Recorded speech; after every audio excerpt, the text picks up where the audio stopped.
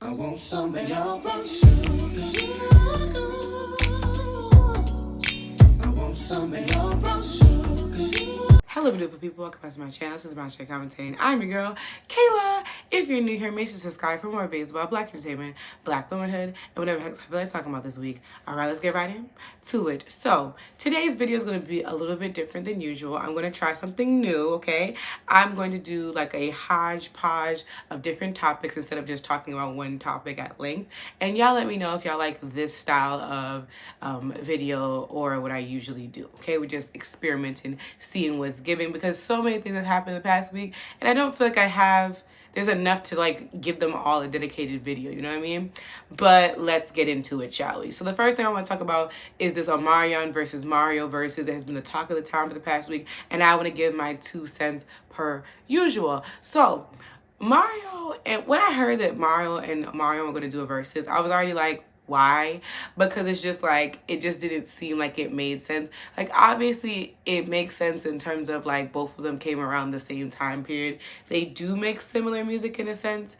To me, Mario is more like traditional R&B.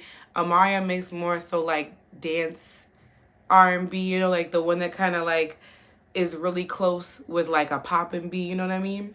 Because, you know, he must have had a little dance breaks, like, you know what I'm saying? And vocally, I already knew that Mario was eons ahead of Omarion. Nevertheless, I wasn't even going to watch it because, as I told y'all before, Versus has been over for me for a while. I made a video about it way back when, almost like a year and a half ago. Or like, it was really like more than a year and a half ago at this point. It was like at the end of 2020. The last Versus I truly tuned into start to finish was Ashanti and Keisha Cole. And for those that tuned into that, knew there was a hot freaking mess. So after that, I was kind of over it. And as I said in that video, Versus ran its course after y'all stopped making it about the producers and the writers. I feel like the moment y'all made it commercialized and brought in, you know, the sponsorships and, you know, did all of that and like, you know, doing it in front of audiences, like, while that may be fun to watch, I definitely think it lost the spark and the magic. For me, I think, like I said before, nothing was more interesting to watch producers and writers vibe and, you know, a lot of us didn't even know that they wrote or produced some of the songs that we knew. Like, it was just fun. It was lighthearted. It was something to get through quarantine. And now that we're out of quarantine for some time now, like, verses have lost the spark of the magic. And more, these matchups just don't make any sense to me. Like, you know what I mean? It's just like, wrap it up. Like, I would more so be more interested to see a versus type, like a concert. Like, you can pay to go to city to city for certain verses, like them, and really not even necessarily a versus, just those people performing the biggest hits so that those people get the exposure that they deserve. Because, you know, like, some people that flew over the radar over the past couple of years that deserve to get a little bit more shine, like those people, you know what I'm saying? But anywho, like I said, when I heard about Marion and Mario doing this versus, I was a little bit intrigued because I was just like, they're peers, but they're not really peers. And I just knew that Mario was going to mop the floor with Omarion. That is no shade. No shade at all, okay? But I'm just saying, like, Omarion does not have nearly as much as hits as Mario. And I've said this several times, but people really do sleep on Mario. And what people were saying prior to the actual verses definitely solidified that for me.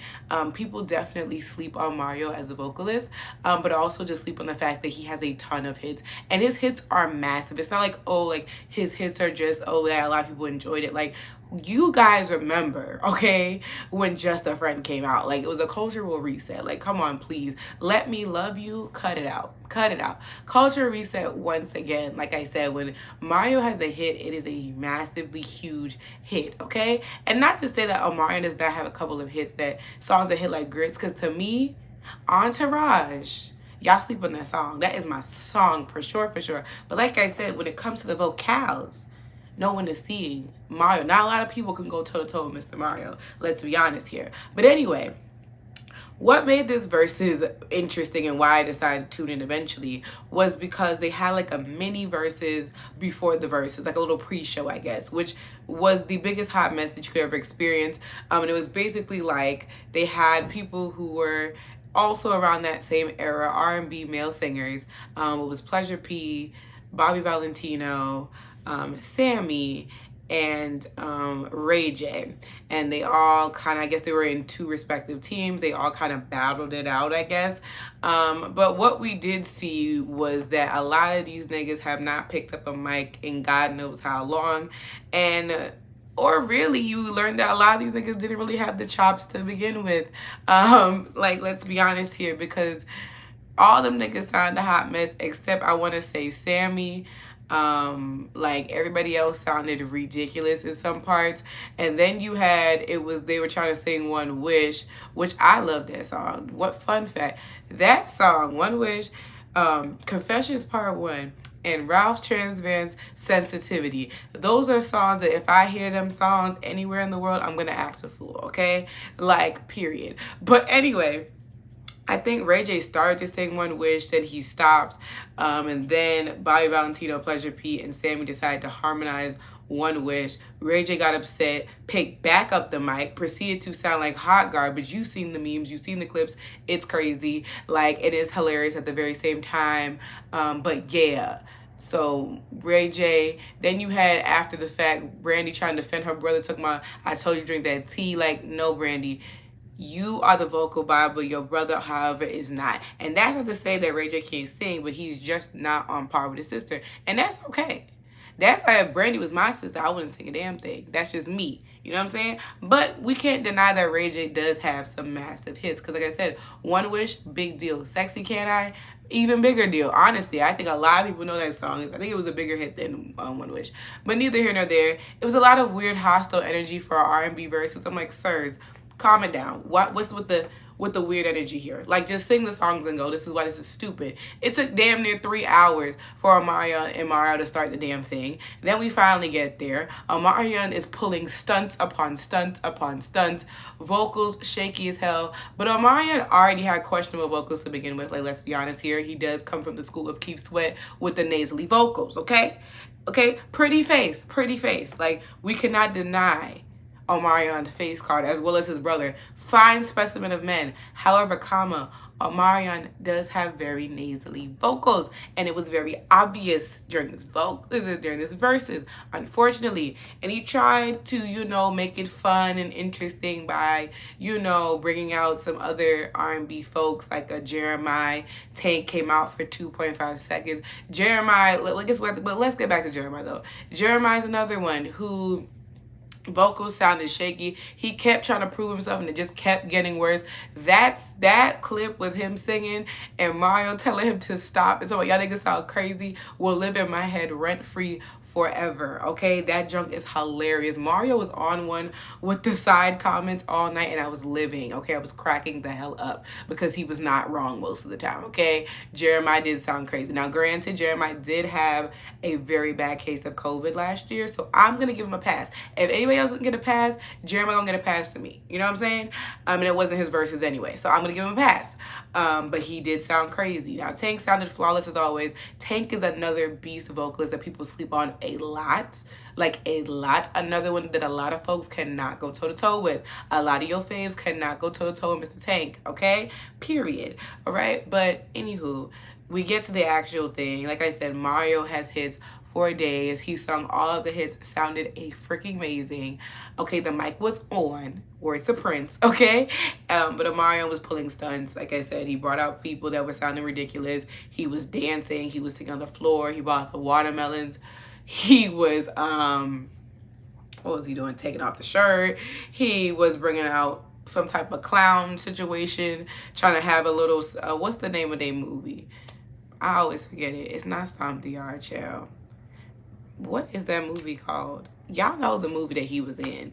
And I always forget the title. You Got Served. He was trying to have a You Got Served moment, even though that's not his song. That is, what was it? Fat Man Scoop and Timbaland. What is happening? Like, what is this? It was just stunts and the vocals were bad. I'm sorry. He should have lip synced, especially you know he's gonna dance. Like, you should just lip sync. We know you could sing somewhat. But what really gets me about this whole thing is the B2K mess that ensued afterwards. Okay, so like I said, the unanimous winner of Versuz, even though there is technically no winner, obviously went to Mario. Like, let's be honest.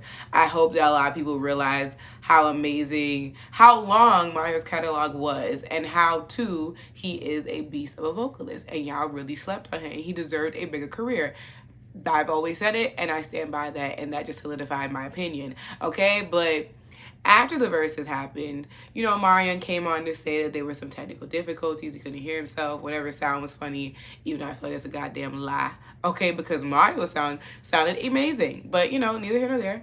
But B2K members, was it J Bug, Raz B, and Little Fizzle Pop, okay, decided to put a clip from the Temptations biopic when David Ruffin got fired out of the group, and then each of them hashtagged it, "You Got Served," and basically poking fun at Omarion looking a damn fool at the Versuz. And so Omarion wrote this very long paragraph, like I said, talking about the sound issues, you know, saying that he was, you know, honored to be a part of Versuz, thanking everybody, and then called the former, you know, members of B2K his background dancers, and niggas was triggered. They were triggered as hell. Then I think it was J Book proceeded to write a freaking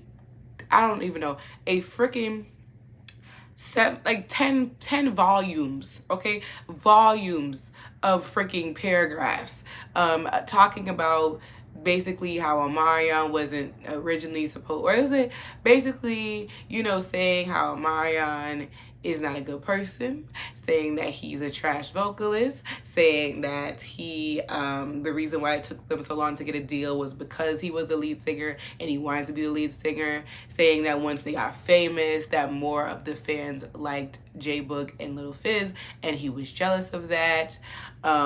Just a whole lot of, and honest to goodness, it doesn't make no damn sense why these niggas is going back and forth like this. And it's just like, I thought y'all was good. Like, what is happening? Every 2 to 5 business days, y'all is beefing. Y'all is beefing for a group that only had, what, 2 albums?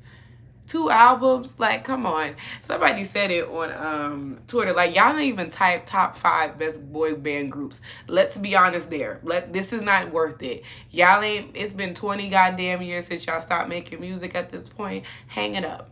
Hang it up. Like, because it really comes across, like, regardless, like, yes, Omarion does come across as a bit corny after this. Like, some of his true colors are showing, but we do not care. We don't care. Like, I don't care. It's not like, you know what I'm saying? Like, we don't care anymore. Like, this story that y'all are trying to do and make Omarion to be this person, it's just not giving what the girls are saying it's giving. You know what I'm saying? Like, it's just not. Second of all, you know, I just think, yeah, like, I just think it's hating. Like, I'm sorry. Like, Little Fizz was dead wrong for sleeping with that man, baby mama. Y'all forgot about that? And he, like I said, y'all was just begging for forgiveness last week. What is this? Like, y'all too grown for this, trying to fight over and talk about stuff that happened 20 years ago. Leave it alone. Let it go. Let God. Like, please. It's just not what it was supposed to get. Because people really like, oh, man, his skeletons come out the closet. Like, what skeletons? Like, it's just like, we don't care. We don't care. At least I don't. Let me speak for myself. I don't care about no B2K drama.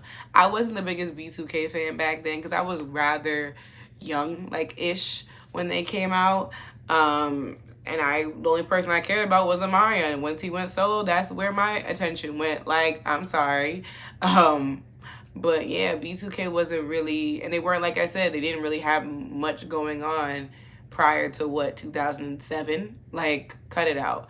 Let it go. Let God. Like, I need to really seek therapy. That situation is hilarious to me. The past couple of days with that, between the actual Versuz and the clips still going around, making its rounds on Twitter and TikTok of people's reactions and reenactments. And then, like I said, the B2K drama, it is really hilarious. And I feel like Omarion probably wishes that he never did this goddamn Versuz in the first place. But it was a good time. But like I said, Versuz need to wrap it up. And on another short note, I've already said this before and I'll say it again. Stop trying to put Usher in people's Versuz. He's too big for it. I don't care.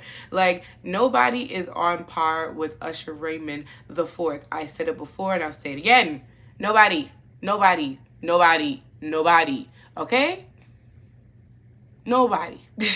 Because especially the people y'all try to put him up against, it's not even like, It doesn't make the least bit of sense. It's either someone who has nowhere near the long that as long as a career as Usher has, or nowhere near as much hits as he had, or just nowhere near as the vocal. Like, it's just like, cut it out. Y'all are disrespectful as hell. I'm like, I know Usher tired of y'all having his name in y'all mouth. He should get paid every time y'all have his name in his mouth, because y'all really sleep on this man and the immaculate career that he's had. I just don't get it. And to even go as far as to talk about the fact that he peaked after Confessions, if my peak was me getting a certified diamond album, that's the greatest peak I ever seen. Do you know how many people went diamond in their career? Not many, especially R&B artists. So cut it out. Cut it the hell out. Like, stop it. Stop it. It's rude. It's disrespectful. Like, no. It's like, y'all be trying to do the Chris Brown stuff. Like, no, I'm so sorry about it. I'm so sorry. No. It's never going to happen. I hope Usher never entertains it, because I don't want to hear y'all stupid, disrespectful mouths. Like, no. Like, number one, him and Chris Brown are not even peers. They did not come around the same time. And like I said, if it is a Verzuz you are looking for, your boy is going to lose. And that's no shade, no tea. It's just facts. Like, come on. Anywho, speaking of Chris Brown, let's talk about it real quick. Normani was recently like the love interest, the dance partner, whatever you're gonna call it, for Chris Brown's latest video, Warm Embrace, and it got the people talking. And I have some thoughts. Right? Because here's the thing. It got people talking because either people were like happy to see her doing that because, you know, we know she's a great dancer, she's a beautiful woman, why not? But then obviously a vast majority of people were like, girl, what you doing? Because y'all know when it comes to Mr. Christopher, he has a very questionable past, okay?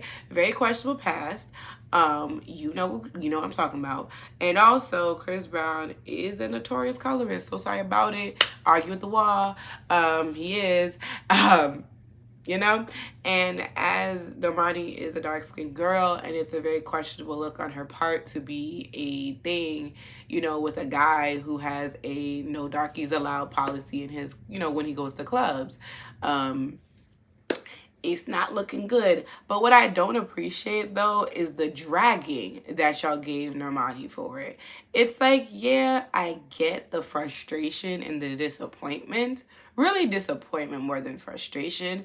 But at the same time, y'all do not have that same smoke for people who actually create music with that man. There have been several of the R&B girlies that have made collaborations, even on his latest album, and there was no noise for those women making music with him. Not a sound. But the nastiness that y'all was giving Normani for it, I'm looking at y'all sideways as hell for it, because it was completely unnecessary. Like I said, it's one thing to express a disappointment and say, like, girl, this is not the best look for your brand. Like, it's just not. But at the same time, you know, like, you already know, like, she's young. She can make that mistake. But, and like I said, it was just an appearance in a music video compared to people who are making several songs with that man. Now, that's what's truly telling. You know what I'm saying? That's just all I'm saying about that. As I said, if you like that man, you're entitled to listen to his music. I was a big Chris Brown fan years ago, but I withdrew my support after further learning about the Rihanna incident because, child, I was only 12 when that happened, and like the way the media misconstrued that situation to look what it was not, and then even what solidified me to, or what really prompted me to go look back at it, is the whole Karuchi fallout, because that joke was a circus, okay, a media circus, and that to show you that him being grown did not change anything, as well as, like I said, y'all already know that I do not tolerate colorism of any kind, and for people, and like the way that he handled that good hair comment, like a couple of years back was weird as hell, and the whole no darkies allowed. It's like, we all know you have a preference, sir, but to not allow dark skinned women in your section in a club is just a different type of nasty. And the ways when people were giving you those accusations, you did nothing to defend it, but you think because you have a dark skinned girl as your lead every now and again that justifies your nastiness in real life. I'm not going for it. So sorry about it. Like I said, y'all are well entitled to support who you want to support, listen to and listen to. But for me and my household, it's not giving what it's supposed to give. Music not even hitting like it used to hit. It ain't hit for a while for me to put my morals to the side. Like, I'm just not gonna do it. But yeah, some of y'all were real nasty to Miss Normani, and I'm watching you. I'm watching you. Like I said, disappointed. I get it. So am I. But also, give the girl some grace. Like, cut it out. Because like I said, when it comes to the other girlies, y'all were radio silent about them features. Just saying. I'm going to briefly talk about the BET Awards. I already told y'all that I probably wasn't going to tune into the BET Awards, and I didn't. Like, I just caught, you know, what people were talking about on Twitter and the clips, and I'll just say these couple of things. Number one, okay? So, number one, why is Victoria Monet doing pre-shows? Why? Why? Why? Victoria Monet is an incredible showstopper performer who needs to be on main stage immediately. And while I'm glad y'all invited her at all, because I feel like a lot of these award shows make you forget my girl exists, which really sucks. But I know when Jaguar Part 2 come out, the people are going to wake up. I just feel it in my spirit. I smell the Grammy coming. But until that day comes, I just feel like BET loves to pick and choose the people that they want to amplify and who they don't. And the thing is, let's just start here. I don't want to hate on BET. Like, I love BET now, but like I said, the moves that they've been making is real weird, okay? Like I said, Victoria Monet being pre-show, I don't get that. Even really Saucy Santana being pre-show is kind of Like, it would have made more sense for Santana to do that last year, but with the massive year he's had with Material Girl and the Booty song, like, it would just make more sense for him to have been main stage this year as well. I get it, there's so many acts that you could give to the main stage, but like I said, for him to have the big year that he's had, it would have made way more sense for him to have done the main stage compared to some others. But I was real shocked to see that Doechii got a performance. Doechii is dope as hell. I love her vibe. I love the aesthetic. I just love that all of her songs sound different. Like, you don't know what you're going to get from her, and I love it. It's exciting, and I love to see a dark-skinned girl in rap. Like, come on now, she's fire. So I was happy to see that she was a main stage performer. Also, Chloe, come on. Y'all already know that's my girl. I'm going to stand 10 toes down for my girl. I loved it, okay? School of Beyonce through and through. Loved it. Vocal sound amazing. Now, we gonna talk about my boy Giveon, because that's another way of being day. Y'all be a little bit, not too much on Giveon. Not too much on Giveon. They messed with my boy's sound, okay? You know, the auto-tune was not auto-tuning, and that really made me upset, because I'm supposed to see him in August, and I don't care what y'all say, my boy can sing, okay? I don't care what y'all, I'm gonna stick by him, okay? I do think it was something technically going on there. It was very, you know what I'm saying?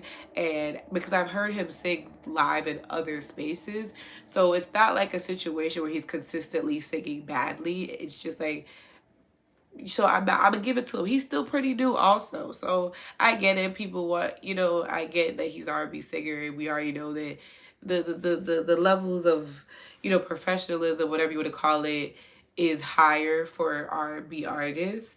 I'm gonna give my boy some grace and space. Now, if he sings like how he was singing at the BET Awards in August, he ain't never gonna get no more money out of me. He ain't never gonna get no money out of me. But nah, not too much on Giveon. Not too much on Giveon. I think I like Giveon. I'm sorry. The new album he has is amazing. I like him. I like his vibes. I don't care. You know what I'm saying? But let's stop saying he can't sing. The boy can sing. Calm down. Not too much. But what else I wanted to say? JT looks amazing. JT got a top tier face, and I love to see it. I love to see it. She looks so damn good. Also, Marseille Barry, that's the future it girl, right? I mean, she already is a good. What am I saying?